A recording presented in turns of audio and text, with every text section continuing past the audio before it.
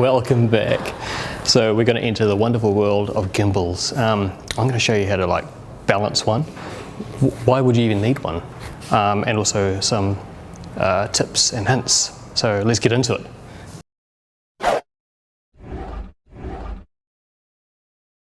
One of the most fundamental things you need to do really before you even sort of start using this is to balance it correctly. Okay, in order to do that, what you need to do, you need to find the center of gravity, like where your camera and your lens and everything sits. It needs to be completely perfect, like on a plane. So at the moment, if I twist this is pre-balanced by the way, I put it in the oven before. So if you twist it like that, it's going to stay exactly where I leave it. Same this way, it won't move. That's because it's balanced perfectly. And the way to achieve the perfect balance is to adjust the up and down level and the side to side on these arms here, basically. So it doesn't matter where I leave it, it will stay. That's like a sign of perfect balance. If it kind of is there and then decides to sort of slowly drift, that means the balance is off somewhere on one of the axes, okay? So as it stands, if I put it like this and then turn it on, like so, it's ready to go. That means it's not going to put any undue stress on any of the motors because the balance is as good as you can get it. So if I turn this puppy dog off, like that, it won't change its pitch, angle or axis anywhere because it is perfectly balanced. It'll stay and maintain its position. Okay, so here's a little tip. So let's just say you've achieved perfect balance. You're feeling one with the universe. It's like, oh my gosh, this is amazing.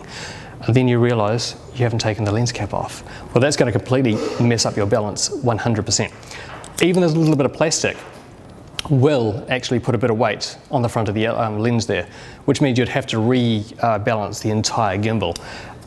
When you're balancing anything, a camera, whatever you're using, which will basically only be a camera, make sure that this is the final setup. You don't have a lens cap on, you have the battery in, you have your memory card in, and anything else that may be on the camera has to be there before you do the balance. So there are 4 areas you want to concentrate on when you balance your camera on the gimbal.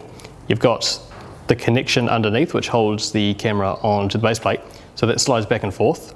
You've got an up and down movement here, which connects the camera and base plate to the gimbal.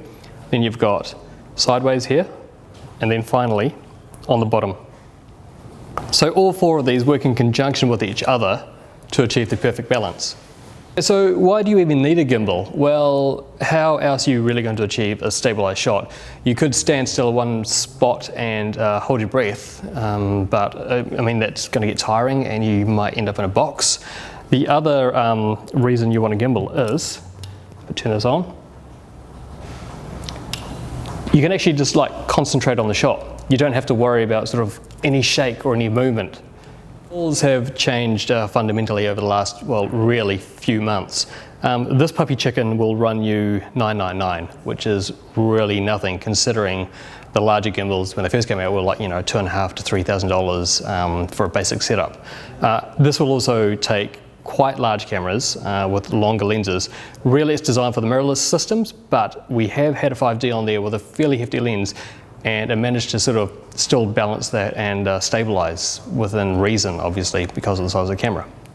Hopefully we have helped kind of sort of clarify things a little bit with the gimbals and sort of how they operate, what they're used for and the best setup. Just go out there and have fun. You'll find all sorts of uses for them.